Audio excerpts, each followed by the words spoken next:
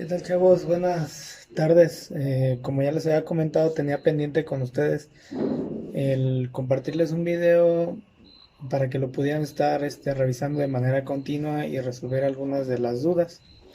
El tema, como ustedes saben, es tipos de muestreo. En ese sentido, yo les comentaba que había una bifurcación o una división entre lo que eran tipos de muestreo probabilístico y tipos de muestreo no probabilístico. En el sentido de lo que es un muestreo probabilístico, hay una división, bueno, muy clara. ¿Cuál sería? Bueno, si es probabilístico, lo que les comentaba es que la característica fundamental es que todos los elementos que pueden formar parte de la muestra tienen la misma probabilidad de ser elegidos. Eso se le conoce como equiprobabilidad. Entonces, vuelvo a repetirlo, equiprobabilidad.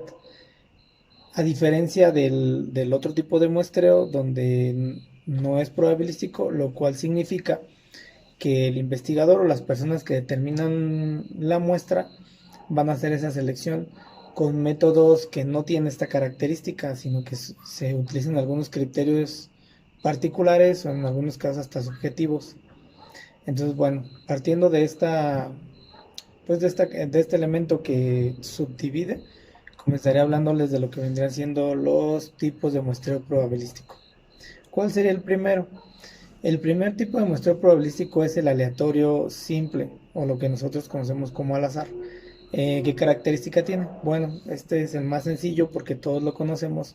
Es el clásico ejemplo donde si necesito yo tomar una muestra de 10 personas de un grupo de 100, bueno, pues esas 10 personas las voy a tomar a lo mejor por ejemplo, de un bombo, o bueno, no sé si sea el término correcto ese, pero a lo mejor de algún recipiente donde estén papelitos que involucren a todos los individuos que comento y tomar 10, es decir, al azar.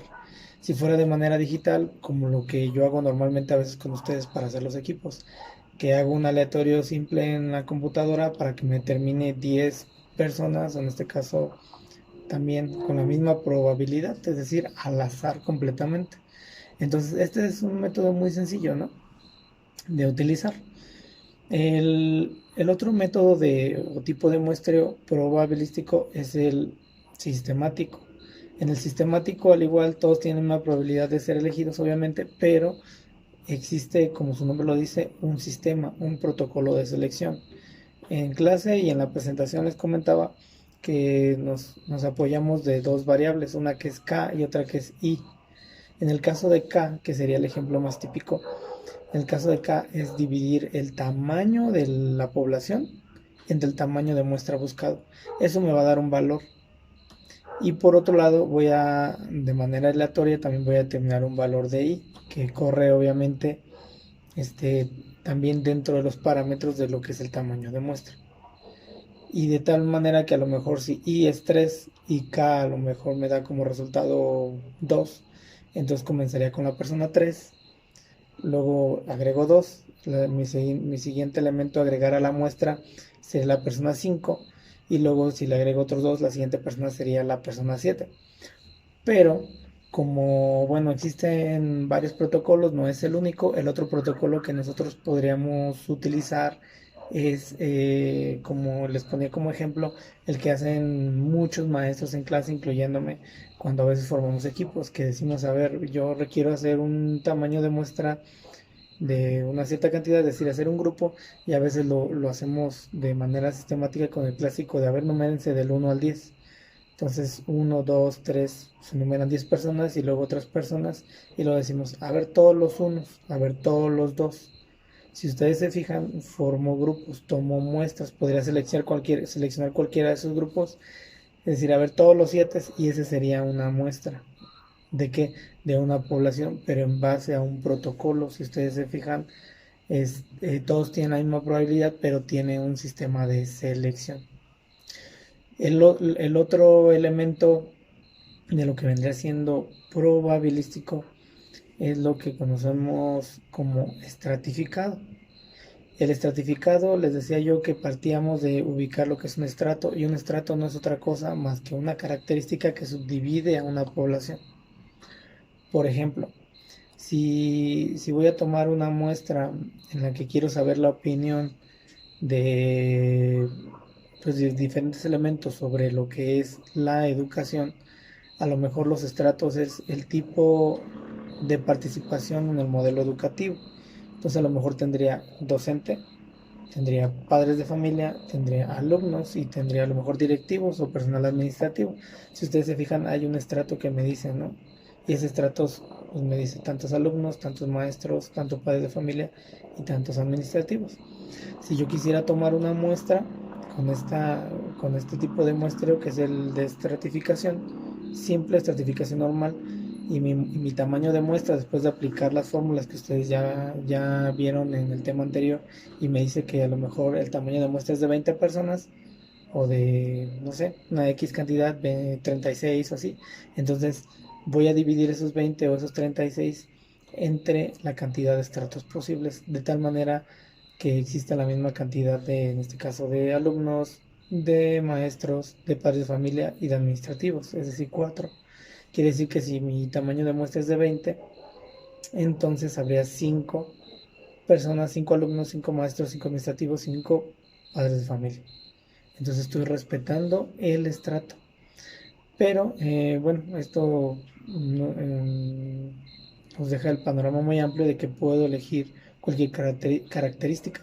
Si el estrato es el género, entonces tengo hombres y mujeres. Y si mi tamaño de muestra es de 20, entonces tendría que seleccionar 10 hombres y 10 mujeres para tener una muestra de 20 elementos de esa población.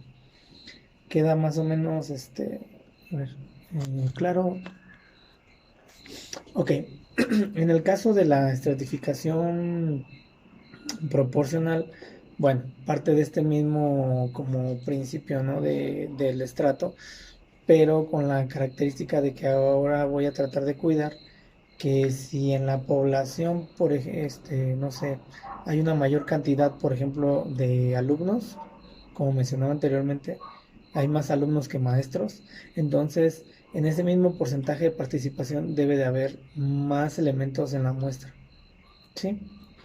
Un ejemplo simple les mencionaba. Si en una población yo sé que el 60% son mujeres y el 40% son hombres, y hago una estratificación proporcional donde el estrato es el género, entonces querría decir que de una muestra de 20 como tal, entonces el 60% tendrían que ser mujeres y el 40% tendrían que ser hombres, ¿sí? Si lo vemos de una manera muy simple, si fueran 10 personas, entonces 6 tendrían que ser mujeres y 4 hombres. Respetando el tamaño de muestra que he estado ejemplificando, que son 20, pues tendría que haber 12 mujeres y 8 hombres, que si ustedes se fijan proporcionalmente representa lo mismo.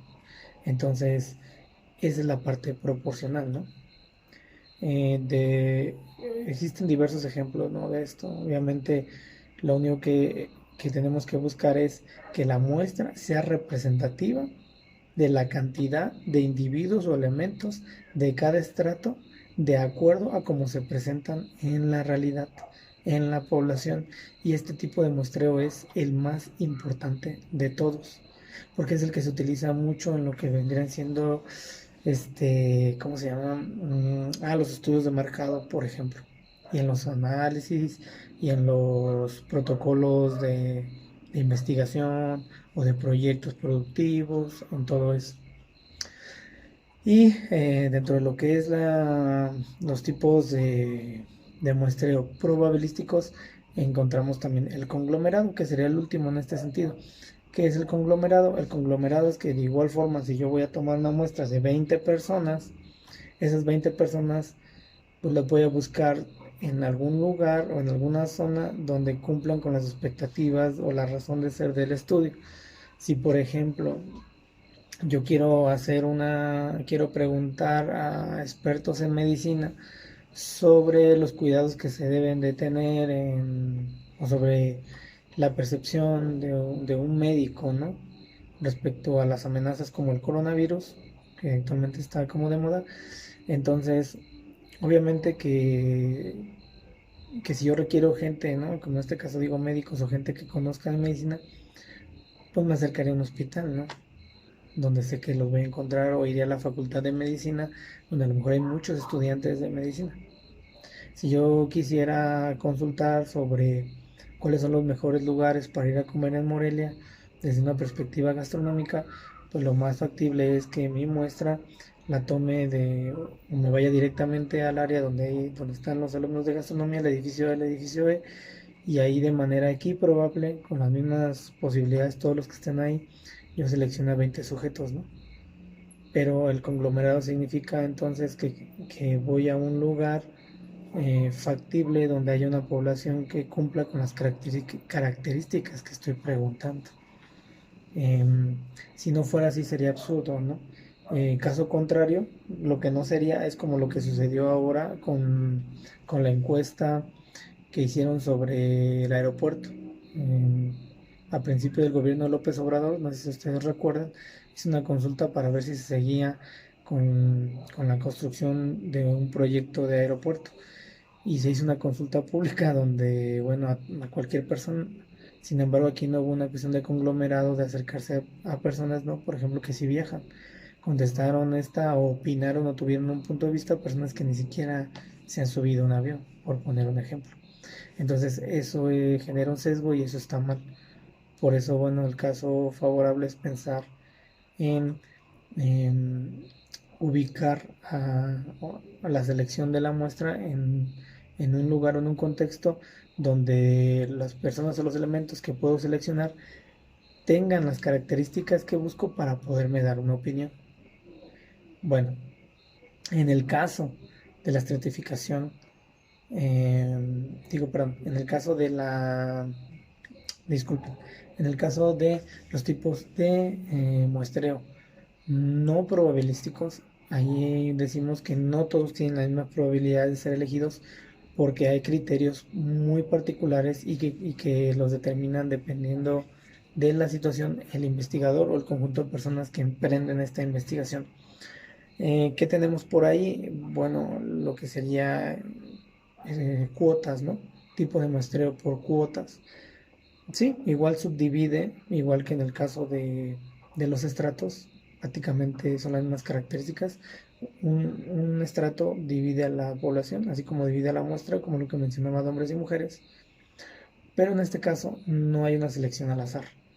Es decir, si digo, van a ser, por ejemplo, si es el género, es el estrato, y van a ser hombres y van a ser mujeres, y esto lo seleccionaba al azar y esto también al azar. En el caso de cuotas, sí, voy a respetar que sean hombres y mujeres, que sean a lo mejor 5 y 5, ¿no? En una muestra de 10, o que sean 10 y 10 en una muestra de 20. Pero la manera de seleccionar a estos hombres y a estas mujeres no va a ser al azar. Y eso es lo que hace que ya sea por cuotas, ¿no? Espero que quede claro. Si hay alguna duda, claro que después de compartirles el video en clase o así mediante redes sociales, me pueden estar preguntando, ¿no? Bueno, espero que haya quedado claro. El siguiente tipo de muestreo no probabilístico es, es el no, disculpen,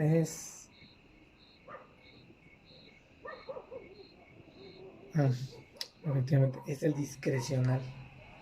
Discrecional, eh, ¿qué podemos entender por discrecional realmente? O sea, el discrecional es que no existe claridad de la selección por parte del investigador, simplemente por una idea en su cabeza. Los que me caen mejor, a lo mejor los que andan de blanco, a lo mejor les voy a preguntar a los de mayor edad. Es decir, si yo tomo una muestra y empiezo a seleccionar y empiezo con, a ver, tú y tú y tú y tú para acá por ocurrencia, entonces eso es discrecional. Si yo tomo una muestra donde digo, a ver, los que yo considere que van a responder favorablemente a una encuesta, por ejemplo, si quiero hacer un muestreo para saber qué piensa la gente de mi clase, y yo quiero de alguna otra manera, lo hago discrecional, a lo mejor puedo utilizar el criterio de seleccionar a los que yo considero que les caigo bien o que van a responder de mejor manera para conmigo. Entonces, o a veces decir, bueno, o al contrario, a los que considere yo que pudieran opinar mal. Eso va a depender mucho de lo que estoy buscando, pero en algunos momentos se selecciona de manera discrecional o a criterio del investigador. Pudiera parecer malo, pero hay momentos en que realmente pudiera parecer bueno. ¿En qué sentido? Voy a tomar, por ejemplo, una muestra de tortugas en un desove, pero a lo mejor yo ya tengo ciertos conocimientos, soy un biólogo reconocido, tengo que hacer una selección de 10 tortugas porque está limitado por el tiempo y todo, y entonces a lo mejor ya mi conocimiento me permite identificar, mira, esta y esta, porque tienen esta y esta cualidades que yo sé que me va a garantizar un estudio favorable. Entonces ahí es donde el discrecional no es tan malo, ¿no? Se basa mucho en la expertise de la persona que haga la selección, ¿sí? Por otro lado tenemos conveniencia. El de conveniencia, bueno, a diferencia, por ejemplo, de un conglomerado, nos habla de que si buscar una cercanía me acerco para a los elementos, ¿no? Para ir formando la muestra, pero voy a seleccionar aquellos elementos que se me hagan más fácil, que estén a la mano, los primeros que vayan llegando o los primeros con los que tenga cercanía. Si necesito hacer una muestra de 20 personas, salgo a la calle y a los primeros 20 que me encuentre los tomo en cuenta. Si es sobre un estudio sobre a lo mejor la opinión de los niños sobre un evento, ¿no? Un evento infantil, o sea, los primeros 20 niños que salgan, ¿no? Les pregunto. Entonces ahí estamos hablando de conveniencia, porque es lo más cercano a mí, a mi entorno. Y por último, el bola de nieve, que creo que les expliqué de manera muy clara en clase, pero lo vuelvo a repetir. Es utilizado para tipos de, o bueno, este tipo de muestra es utilizado para tipos de investigaciones muy complicadas donde la información no se obtiene de manera directa. Entonces a lo mejor ahí ocupo una cuestión de ir llegando a un elemento y que ese elemento me acerque a otro. Les ponía yo el ejemplo de investigar sobre temas de drogadicción. O sea, a lo mejor tendría que acercarme a una persona que tenga esta situación, ganarme su confianza, hacer las preguntas pertinentes y de manera estratégica pues pedirle que me acerque a otras personas que él mismo conoce, ¿no? Para irme, para ir ampliando como una a manera de reto, una o dos personas me van llevando a otras dos o tres, así hasta cumplir con las 20 personas, ¿no? Ese sería el bola de nieve, lleva mucho tiempo, es una cuestión de inversión, en desgaste también, pero se utiliza, como les comentaba, para situaciones difíciles y complicadas de obtener así de primera mano. Bueno, eso sería todo. Espero que este video les pueda ser de ayuda y bueno, en clase también trataré de despejar algunas dudas y volver a explicar el tema. Sin embargo, la intención de grabar este video quizás pudieran ustedes entenderlo como medio malo, así un poquito improvisado. Sí, la verdad es que sí. Pero yo espero que si alguien realmente no lo entienda, pudiera ver este video una y otra vez y eso facilitarle un poco el aprendizaje. Bueno, de mi parte sería todo. Les agradezco mucho y nos vemos en clase en la semana. Saludos.